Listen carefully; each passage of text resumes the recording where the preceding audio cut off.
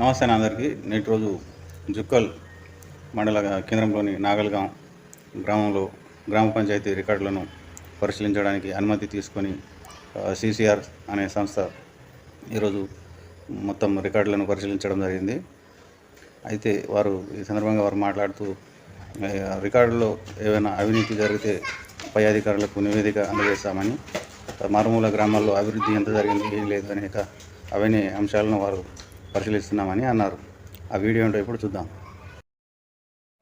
రికార్డులు ఏమున్నాయి, ఇక్కడ అసలు ప్రజలకు చట్టాలు ఏంటి, ఎట్లుంటాయి, వాళ్ళ హక్కులేంటి, ఇక్కడ వచ్చిన నిధులు ఖర్చు ఈ గ్రామ పంచాయతీకి కేంద్ర రాష్ట్ర ప్రభుత్వాలు ఏమిచ్చినాయి, వాటిని ఏ విధంగా సద్వినియోగం చేసుకున్నారు, అవి సద్వినియోగం అవుతున్నాయా లేదేమన్నా పక్క దారి పడుతున్నాయా అనేది ప్రజలు తెలుసుకోవాల్సిన బాధ్యత అందరికీ ఉంది. కాబట్టి ఈ విషయాన్ని మేము ప్రజలకు తెలిపేందుకు మా సంస్థ కృషి చేస్తుంది.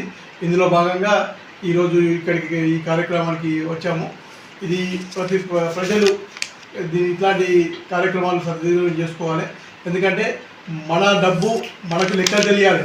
ఎందుకంటే ఎక్కడ రోడ్డు వేసామని చెప్పి రోడ్లు వేయకపోవడము, బోర్లు వేసామని చెప్పి బోర్లు వేయకపోవడము, అట్లాంటి కొన్ని అక్రమాలు జరుగుతున్నాయి. అంటే ఇక్కడ కాదు, ఎక్కడైనా జరిగే అవకాశం ఉన్నందున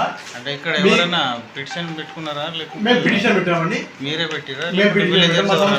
మా సంస్థ నుంచి వెళ్ళి మేము మాకు వచ్చిన ఫిర్యాదుల ఆధారంగా, లేదంటే మారుమూల ప్రాంతాలలో అభివృద్ధి ఏ విధంగా నడుస్తుంది, ఓన్లీ పట్టణాలకు లేదంటే కొన్ని జిల్లాలకు మాత్రమే అభివృద్ధి పరిమితమైందా అనే ఉద్దేశంతో మరి మారుమూల గ్రామాల్లో కూడా మరి అభివృద్ధి జరుగుతుందా లేదా అనేది తెలుసుకొని ఇటు విషయాన్ని ప్రభుత్వాల దృష్టికి తీసుకెళ్లాలనే ఉద్దేశం ఒకటి.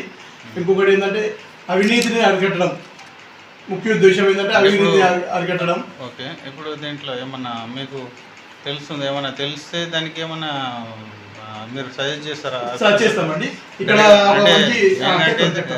రికవరీ ఏమన్నా చెప్తున్నాను. ఇక్కడ జరిగింది ఏంటంటే రాష్ట్ర స్థాయిలో అత్యుత్తమంగా ట్రాక్టర్కు GPS అమర్చారు. అది మాత్రం హర్షించాల్సిన విషయం. ఎందుకంటే అన్ని రికార్డ్ తనిఖీలో మేము చూసినా ఎక్కడైనా కూడా అక్కడ ట్రాక్టర్ను దుర్వినియోగం చేస్తున్నట్టు మా దృష్టికి వచ్చింది.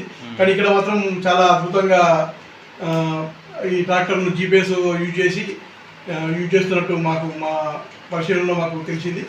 ఇంకా కొన్ని ఇక్కడ నిర్వహించాల్సిన రిజిస్టర్లన్నీ నిర్వహించడం లేదు, కొన్ని లేవని చెప్తున్నారు. మరి అవి వీళ్ళకైతే మేము లేవని అయితే మేము రాసుకున్నాము.